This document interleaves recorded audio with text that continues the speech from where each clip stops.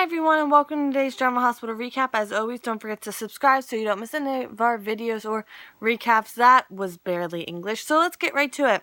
At the Quartermains, Finn is looking after Hayden. He calls Elizabeth for more antibiotics.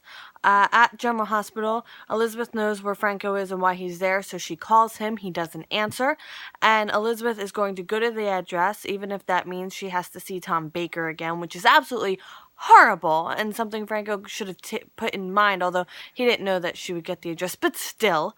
And she needs to save him from himself, but she gets the call from Finn and heads over to the Quartermains. So back at the Quartermains, Elizabeth arrives. They won't disclose specifics, like why Hayden's sick, what's going on, and she says she hopes Hayden feels better soon. And then she gets a text from Franco not to come to Tom's house. And Elizabeth would appreciate if Hayden and Finn were more honest with her next time, because she doesn't appreciate the secrecy. Right, Misha? Oh, Misha, what are you doing? You're smelling the phone. At Tom Baker's house, Franco doesn't pick up the phone when Elizabeth first calls. Now it's spooky. And he and Tom fight. And he says it's time that he pay for his real crime. The guy knows Franco's reputation, and Franco says that he gamed the system and he never actually changed. And Tom Baker says, but you can change. I've changed, and he's not the same person he was, and he's actually a counselor now. Take that for, whatever. I can't think. It's too late for me to think of words. So Franco is like suffocating him, like he has, I don't know, this, not a stick, but maybe a thing from the fireplace, and like holding it against his neck. And Tom says he'll never go near Elizabeth again. He won't even go into Port Charles. Misha, don't make that horrible noise against the wall. No, Misha, it's like nails on a chalkboard.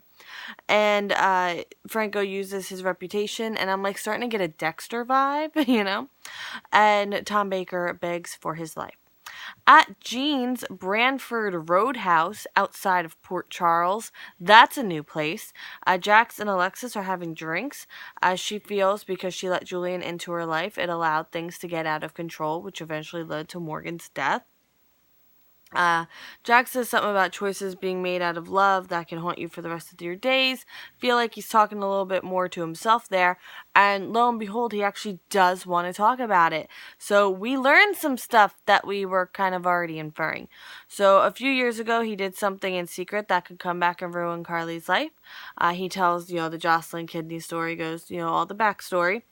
And he admits that he put out feelers everywhere for a kidney, even like black market wise. So Jax doesn't judge Nell's parents for what they did to her.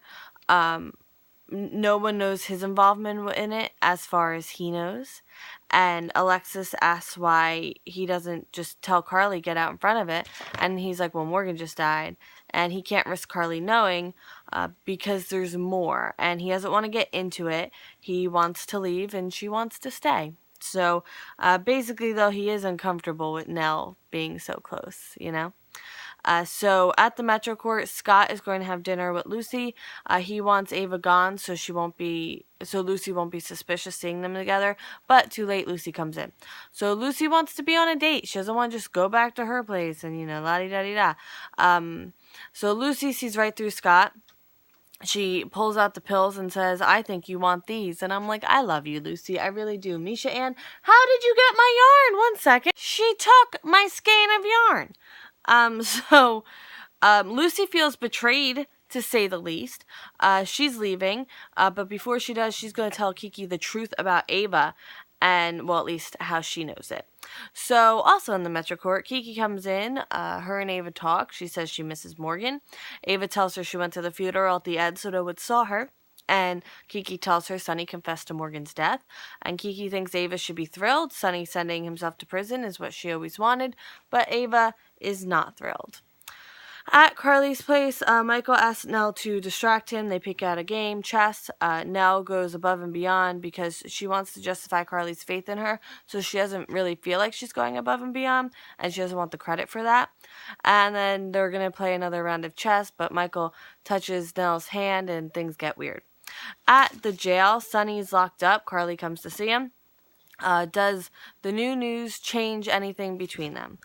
Sunny doesn't feel absolved, but someone else did kill their son. That's still outstanding. So she wants to know what now. Will he retaliate against the people who killed Morgan? He can't say no definitely, and that's really not the right answer. Like, has he not learned his lesson? And now end scene, I know, it's kind of like, a chill day. Scott makes the case that Kiki just buried her boyfriend, and don't do that to her. He says that they're both motivated to have something on Ava, and they can make an alliance against her. Do you trust Scott, though? Like, seriously, after he was already going to choose Ava over Lucy once? Ava says Sunny did right by Morgan and she didn't, which is strange. Nell warns against her and Michael getting close. Michael considers her a friend, whether she likes it or not. And after some, what is happening? After some more, back and forth talk like that, she leaves, but on a good note.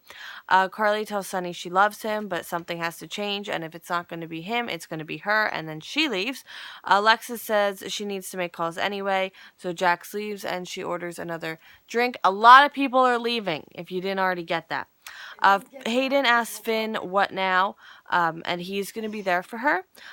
Liz she's back at the hospital, and I believe she calls Brad, and she's really asking about what happened in Dr. Finn's lab, and then Franco comes in. He tells...